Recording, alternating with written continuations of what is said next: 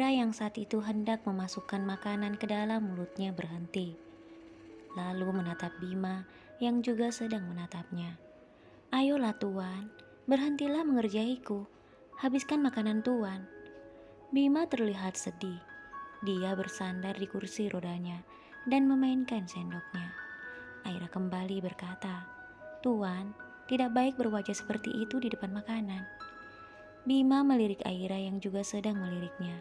Aira menaikkan kedua alisnya, meminta Bima segera makan.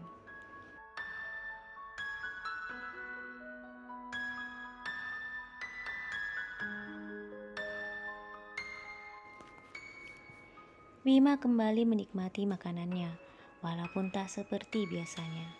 "Tuan, mau mandi sekarang atau setelah kita jalan-jalan?" tanya Aira pada Bima ketika mereka kembali ke kamar Bima. "Aku mau cuci muka saja, mandinya nanti setelah kita kembali." Aira kemudian mengantar Bima ke kamar mandi. "Tuan bisa sendiri kan?" kata Aira. Bima mengangguk. Setelah Aira keluar, Bima mencuci mukanya dengan air dan sabun yang sudah disiapkan Aira di hadapannya.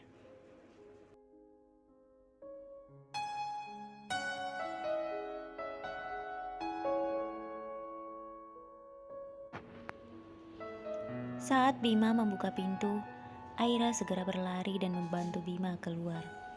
Setelah itu, Aira mengeringkan wajah Bima dengan handuk lembut. Bima terus memandang wajah Aira.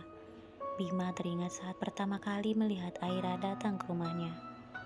Bima meminta Hilmi untuk membawanya kembali ke tempat di mana Hilmi menemukannya. Untung saja hal itu tidak terjadi, karena Bima merasa kasihan ketika melihat Aira menangis.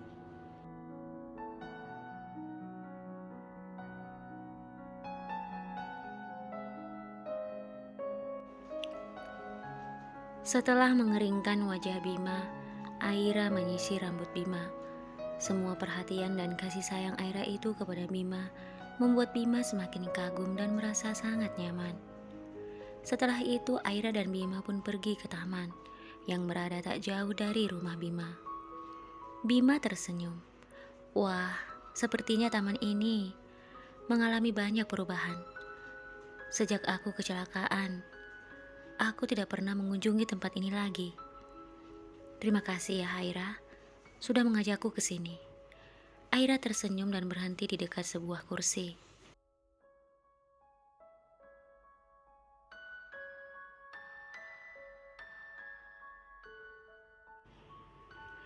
Aira duduk di kursi itu sementara Bima tetap duduk di kursi rodanya yang berada di hadapan Aira. Aira menatap Bima sambil tersenyum. "Bagaimana? Tuan suka kan?" Bima mengangguk. "Iya Aira, aku sangat bahagia," kata Bima sambil melihat ke sekeliling. Bima kemudian melihat seorang penjual es krim. "Aira, kamu lihat penjual es krim itu?" Aira melihat ke arah yang ditunjuk oleh Bima. "Iya Tuan, aku melihatnya." Bima tersenyum. "Ayo kita ke sana dan membeli es krim." Aira berdiri. "Ayo."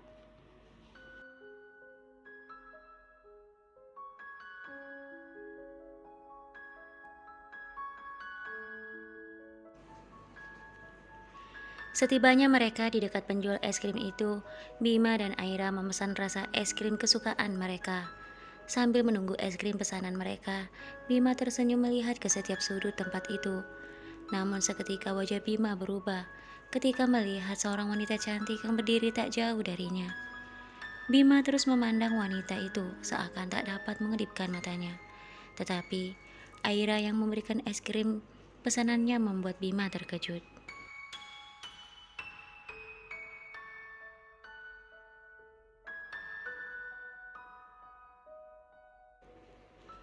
Aira pun sedikit heran.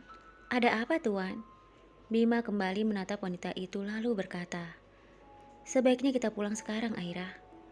Aira semakin tidak mengerti dengan Bima. "Tapi Tuan, kita baru saja sampai. Es krim kita juga belum kita makan. Lagi pula, bukankah Tuan sudah lama tidak ke sini? Jadi mumpung sekarang kita di sini, nikmatilah suasana di sini." Bima tetap memaksa, "Tidak Aira, kita harus pulang sekarang. Lain kali kita kesini lagi.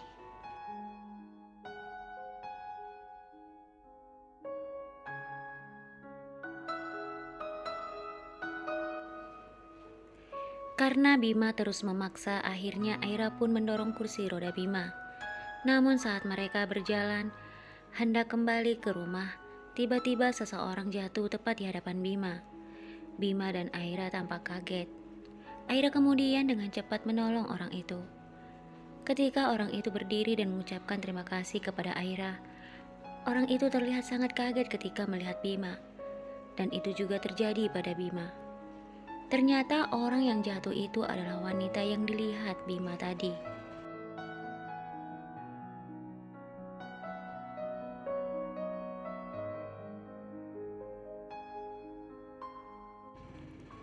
Wanita itu seakan tidak percaya dengan keberadaan Bima. Bima berpaling. Aira tampak bingung melihat mereka. Wanita itu kembali berkata, "Bima, kamu?" Sebelum wanita itu melanjutkan perkataannya, Bima dengan cepat berkata, "Ayo kita pulang, Aira." Aira pun melaksanakan apa yang dikatakan Bima. Wanita itu terus melihat kepergian Bima dan Aira. Sementara wajah Bima tampak merah. Matanya berkaca-kaca, seperti sedang memendam sesuatu.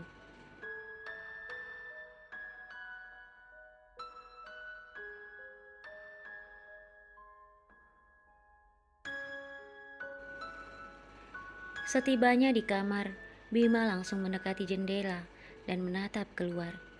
Aira yang semakin penasaran pun akhirnya memberanikan diri untuk bertanya, "Maaf Tuan, ada apa? Kenapa Tuan tiba-tiba ingin pulang? Lalu, wanita cantik itu siapa? Mengapa Tuan terlihat menghindari wanita itu?" Masih memandang keluar, Bima berkata, "Dia bukan siapa-siapa, Aira." Aira tidak percaya dengan perkataan Bima. "Tapi Tuan, wanita itu mengenal Tuan. Apakah Tuan?"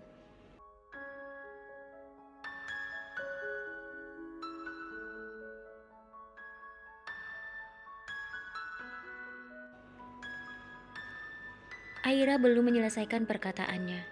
Bima lalu berkata dengan nada tinggi, "Cukup Aira, jangan bicarakan wanita itu lagi. Wanita itu bukan siapa-siapa, Aira." Aira terlihat kaget dengan sikap Bima terdiam. Bima yang merasa bersalah mendekati Aira. "Aira, tolong maafkan aku. Aku tidak bermaksud." Sebelum Bima menyelesaikan perkataannya, Aira berkata, "Tidak apa-apa, Tuan. Aku baik-baik saja." Aira kemudian pergi meninggalkan Bima.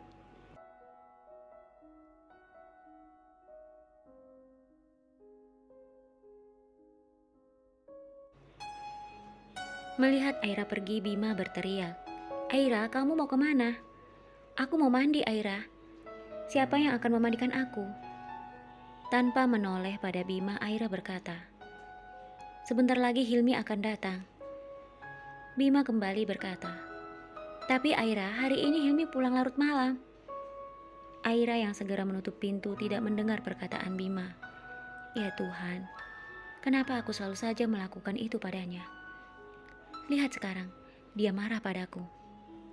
Bima kembali mendekati jendela dan memukul dinding dengan keras.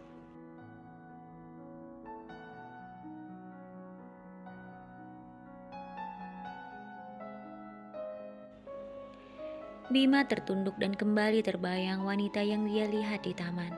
Sementara Aira duduk menangis di kamarnya. Apa salahku? Aku hanya khawatir padanya.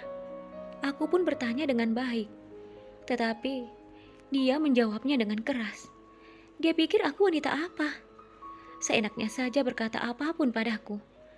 Sekarang mari kita lihat apa yang bisa dia lakukan tanpa diriku. Batin Aira. Tidak lama kemudian seorang pelayan berlari ke kamar Aira dan berteriak, "Aira, Aira, Tuan Aira."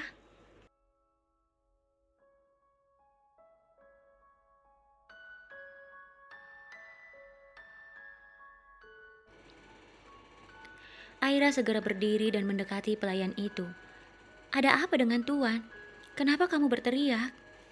Dengan nafas yang tak beraturan, pelayan itu berkata, "Aira, Tuan jatuh di kamar mandi." Mendengar perkataan pelayan itu, Aira seperti tersambar petir. Tanpa mengatakan sesuatu, Aira segera berlari ke kamar Bima. Aira menangis menyesal karena telah meninggalkan Bima seorang diri. Setibanya di kamar Bima, Aira melihat Bima berbaring di atas tempat tidurnya, dikelilingi beberapa pelayan di rumah itu.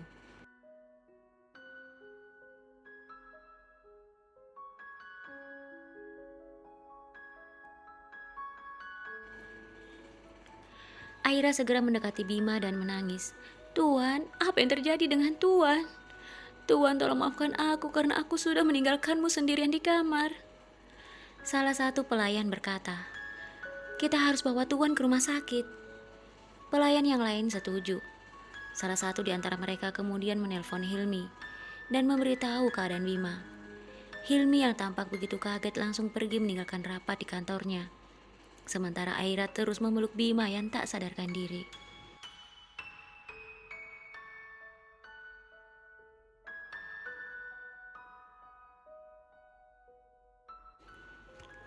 Saat Bima dalam penanganan di rumah sakit, Aira menjelaskan apa yang terjadi dengan Bima.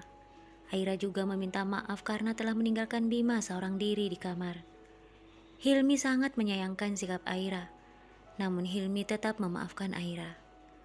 Aira juga menceritakan wanita yang dia dan Bima lihat di taman. Hilmi sepertinya dapat menebak siapa wanita itu. "Widi, pasti wanita yang kamu maksud itu Widi." Aira berkata, "Widi siapa, Hilmi?" Hilmi kemudian menceritakan siapa wanita itu.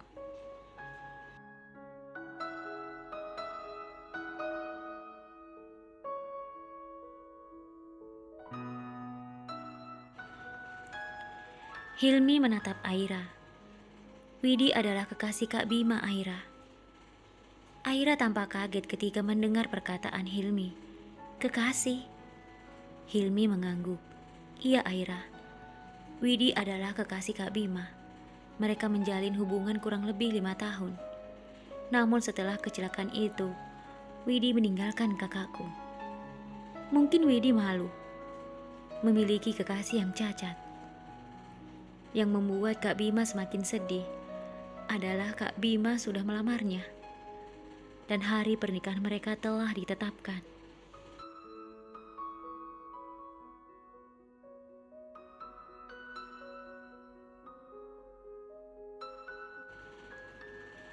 Hilmi kemudian tertunduk. "Itu sebabnya aku sangat menyayangi kakakku, Aira. Aku rela menghabiskan waktuku untuk menjaganya. Terlebih aku tidak ingin meninggalkannya seorang diri, karena aku tidak ingin dia mengingat Widi yang sudah meninggalkannya." Aira pun tertunduk dan merasa semakin bersalah. Hilmi kembali berkata, "Aira, sebenarnya kakakku memintaku mencarikan istri untuknya, karena dia ingin ada seseorang yang selalu ada untuk menjaganya."